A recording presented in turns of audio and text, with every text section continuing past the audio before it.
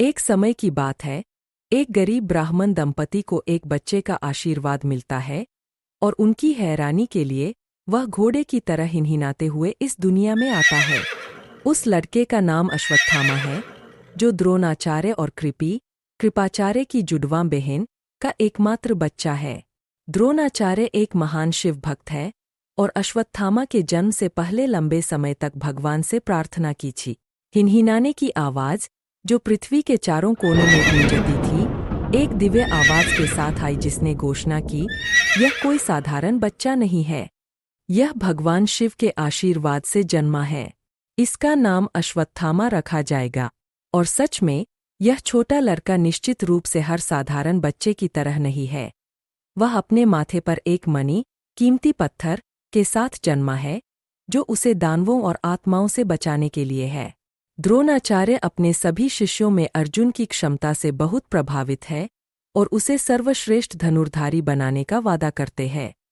द्रोणाचार्य अर्जुन को ब्रह्मास्त्र, एक दिव्य हथियार जो पूरी दुनिया का विनाश कर सकता है, का ज्ञान भी देते हैं और उसे इस भयानक हथियार को लॉन्च और वापस बुलाने का रहस्य सिखाते हैं।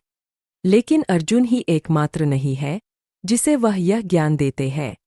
एक दिन द्रोणाचार्य अश्वत्थामा को एक निजी चर्चा के लिए बुलाते हैं। पिता और पुत्र दोनों एक पवित्र अग्नि के सामने बैठते हैं। हालांकि वह जानते हैं कि उनका बेटा आवेगी है, लेकिन उनकी पारिवारिक स्नेह सब कुछ पर हावी हो जाता है और वह अपने बेटे को ब्रह्मास्त्र के रहस्यों को सिखाना शुरू करते हैं। बेटा, ध्यान से सुनो जो मैं तुम्हें अब बताने जा रहा हूँ। आज मैं तुम्हें भयानक ब्रह्मास्त्र से परिचित कराने जा रहा हूँ। जो मैं कहता हूँ उस पर ध्यान दो। यह कोई खिलौना नहीं है जिसे तुम जब चाहो इस्तेमाल कर सकते हो।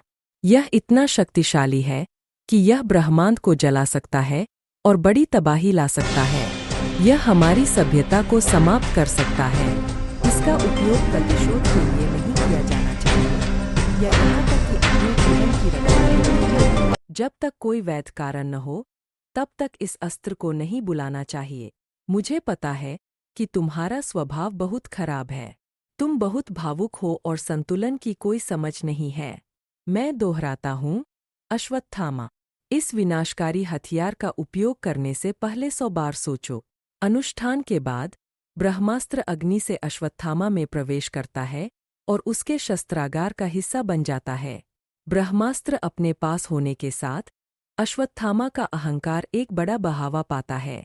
महाभारत के कई पात्रों में आवेगी अश्वत्थामा एक ऐसे योद्धा के रूप में सामने आता है जो परिपक्वता और पूर्व विचार की कमी रखता है। वह अक्सर कठिन परिस्थितियों में पड़ता है क्योंकि वह बिना अपनी क्षमता और ताकत का आकलन किए सीधे कूद जाता है। अपने वजन से अधिक मुक्का मारने के लिए जाना जाता है।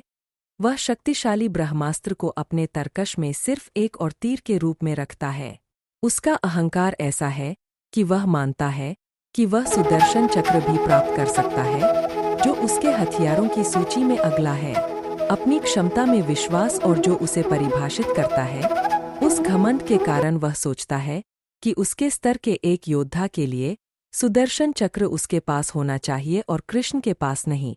अपनी इच्छा को पूरा करने के लिए वह द्वारका की यात्रा करता है और कृष्ण से मिलता है। वह सोचता है कि चक्र प्राप्त करके वह कृष्ण से भी अधिक शक्तिशाली हो सकता है। हे कृष्ण, मेरे पास हर अस्त्र, हथियार है जिसका कोई सपना देख सकता है। उनमें से सबसे बड़ा ब्रह्मास्त्र है।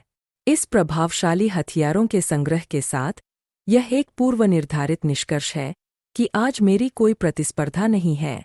कोई मुझे हरा नहीं सकता। फिर भी मैं संतुष्ट नहीं हूं और चाहता हूं कि मैं अपने ब्रह्मास्त्र को आपके सुदर्शन चक्र के लिए व्यापार करूं। क्या आप मुझे यह दे सकते हैं? बिल्कुल, अश्वत्थामा, कृष्ण उत्तर देते हैं, जोड़ते हैं। हालांकि तुम्हें यह जान लेना चाहिए कि सुदर्शन चक्र कोई साधारण डिस्क नहीं है। क्या तुम इसे संभाल सकते हो? अधिक आत्मविश्वास से भरा हुआ अश्वत्थामा उपहास में हंसता है और कृष्ण से कहता है कि कोई भी हथियार ऐसा नहीं है जिसे वह संभालने में असमर्थ। कृष्ण अपने चक्र को बुलाते हैं। हे सुदर्शन, अश्वत्थामा तुम्हें प्राप्त करने की इच्छा रखता है। अब से तुम उसके शस्त्रागार का हिस्सा बन सकते हो। इन शब्दों के साथ कृष्ण अपने चक्र को छोड़ देते हैं। जैसे ही जलती हुई डिस्क अश्वत्थामा के पास आती है, वह इसे संभालने के लिए बहुत गर्म पाता है और इस प्रक्रिया में उसके अंगूठे जल जाते हैं। कृपया इस चीज को मुझसे दूर ले जाओ, अश्वत्थामा डरते हुए चिल्लाता है, जबकि कृष्ण मुस्कान दबाने की कोशिश करते हैं। अश्वत्थामा अपनी सारी एरोगेंसी में इस तथ्य से अनजान है कि सुदर्शन चक्र भगवान विष्णु का है। यह वही दिव्य डिस्क है जो, जब बुलाया जाता है, कृष्ण की तर्जनी पर प्रकट होती है ताकि धर्म की रक्षा की जा सके जो द्वापर युग में गिरावट पर है। कुरुक्षेत्र की लड़ाई के 18वें दिन कौरव एक थकी हुई शक्ति है। द्रोणाचार्य की मृत्यु के साथ हार का खतरा मंडरा रहा है, जो कुरु रैंक में अंतिम मान्यता प्राप्त मजबूत व्यक्ति है। अजेय भीष्म, जो अपनी मृत्यु का समय चुन सकते थे, अर्जुन के तीर से गिर गए जब उन्होंने शिखंडी को देखा, जो कि अंबा के पिछले जन्म में कोई और नहीं है जिसने भीष्म को मारने की प्रतिज्ञा की थी। तीरों के बिस्तर पर आराम करते हुए भीष्म शुभ समय की प्रतीक्षा करते हैं ताकि वह शरीर छोड़कर स्वर्ग लौट सके। कर्ण भी अब नहीं रहे। जिन योद्धाओं ने अभी भी लड़ाई में भाग लिया है, वे हैं दुर्योधन, कृपाचार्य, अश्वत्थामा और कृतवर्मा। कृतवर्मा, एक यादव योद्धा, कौरवों के लिए लड़ता है क्योंकि कृष्ण अपनी सेना, नारायण सेना, दुर्योधन को देते हैं, जैसा कि बाद वाले ने अनुरोध किया था। दुर्योधन जानता है कि अंत निकट है और द्वैपायन झील में छिप जाता है। रात के समय अश्वत्थामा, कृपाचार्य और कृतवर्मा दुर्योधन की खोज करते हैं और उसे पुकारते हैं। फिर वे झील के अंदर से एक आवाज सुनते हैं और जानते हैं कि यह दुर्योधन है। तीनों अनजान हैं कि वे पेड़ों के पीछे छिपे शिकारियों द्वारा देखे जा रहे हैं। ये शिकारी चुपचाप चलते हैं और रात के अंधेरे में पांडवों के पास भागते हैं। वे युधिष्ठिर और भीम से मिलते हैं और उन्हें उस झील के बारे में बताते हैं जहां दुर्योधन छिपा हुआ है। पांडव झील तक पहुंचते हैं और दुर्योधन से कहते हैं कि वह छिपने से बाहर आए, लेकिन उन्हें चुप्पी का सामना करना पड़ता है। वे अपनी बातें जारी रखते हैं जब तक दुर्योधन और अधिक सहन नहीं कर पाता। वह बाहर आता है और भीम से लड़ने के लिए सहमत होता है। लड़ाई के दौरान भीम दुर्योधन को जांघ पर मारता है और कुरु राजकुमार जमीन पर गिर जाता है। जैसे ही उसे ब्लीड और मरने के लिए छोड़ दिया जाता है, अश्वत्थामा उसे सांत्वना देता है। हे दुर्योधन, पांडवों ने हमें धोखे और चालाकी से हराया है। मैं तुमसे वादा करता हूं कि तुम मरने से पहले मैं पांडवों को मार दूंगा और उनके सिर तुम्हारे पास लाऊंगा। मृत्यु के कगार पर खड़े दुर्योधन ने अपने मित्र की ओर देखा। अश्वत्थामा, युद्ध के दौरान कोई भी पांडवों को छू नहीं सका। यदि तुम उन्हें सभी को मार सकते हो, तो तुमने वह किया होगा जो अब तक कोई नहीं कर सका। जैसे ही अंधेरा छाता है, अश्वत्थामा, उसके मामा कृपाचार्य और कृतवर्मा पांडव शिविर की ओर बढ़ते हैं, जो जश्न के मूड में है। वे उतरते हैं और कुछ समय इंतजार करने का निर्णय लेते हैं। इस बीच अश्वत्थामा पेड़ों की ओर देखता है और कई घोंसले देखता है जो कौवों द्वारा भरे हुए हैं, जिन्हें एक उल्लू देख रहा है। वही कौवे जो दिन के समय उल्लू को परेशान कर रहे थे, अब बैठे हुए बत्तख बन जाते हैं। अपनी उत्कृष्ट रात की दृष्टि के साथ उल्लू घोंसलों पर झपटता है और सबसे भयानक तरीके से कौवों को मारना शुरू कर देता है। यह हत्या की लहर रात भर जारी रहती है जब तक कोई कौवा जीवित नहीं बचता। कुछ समय बाद केवल फटे हुए पंख, कटे हुए गले और कौवों के बिखरे हुए पंख बचे रहते हैं। अश्वत्थामा की आंखें चमक उठती है और वह सोचता है, मैं यही करने जा रहा हूँ क्योंकि सोया हुआ दुश्मन कोई प्रतिरोध नहीं करता। मैं चुपचाप पांडव शिविर में घुस जाऊंगा और न केवल पांडवों को खत्म कर दूंगा, बल्कि हर किसी को भी जो मेरे रास्ते में आता है। यहाँ कोई धर्म या अधर्म नहीं है। प्रेम और युद्ध में सब कुछ उचित है। जब मैं कार्य पूरा कर लूंगा तो मैं दुर्योधन को अच्छी खबर दूंगा ताकि वह शांति से मर सके। जब कृपाचार्य को उसके दुष्ट योजना के बारे में पता चलता है, तो वह अश्वत्थामा को युद्ध के नियमों का सम्मान करने की सलाह देते हैं। युद्ध में कभी भी सोए हुए प्रतिकारी को मत मारो, यह धर्म नहीं है। तुम उसे उचित तरीके से लड़ाई में हरा सकते हो और अन्यथा नहीं। क्या पांडवों ने धर्म का पालन किया जब उन्होंने दादा भीष्म को मारा? उन्होंने मेरे पिता या कर्ण को मारने के समय कौन से नियमों का पालन किया? अपने तर्कों के माध्यम से अश्वत्थामा कृपाचार्य और कृतवर्मा को अपने साथ इस गुप्त ऑपरेशन में शामिल करने के लिए मनाने में सफल होता है। तीनों पांडव शिविर के करीब पहुंचते हैं और अश्वत्थामा कृपाचार्य और कृतवर्मा को बाहर इंतजार करने का निर्देश देता है। शिविर से दूर पांडव अपनी जीत का जश्न मना रहे हैं। माहौल उत्साह से भरा है क्योंकि लोग खुशी से नाचते और गाते हैं। अश्वत्थामा के लिए निर्णय का क्षण आ गया है। वह तंबू में प्रवेश करता है और उसे धृष्टद्युम्न गहरी नींद में मिलते हैं। वह अपने पिता के हत्यारे को लात मारता है और उसे जगाता है।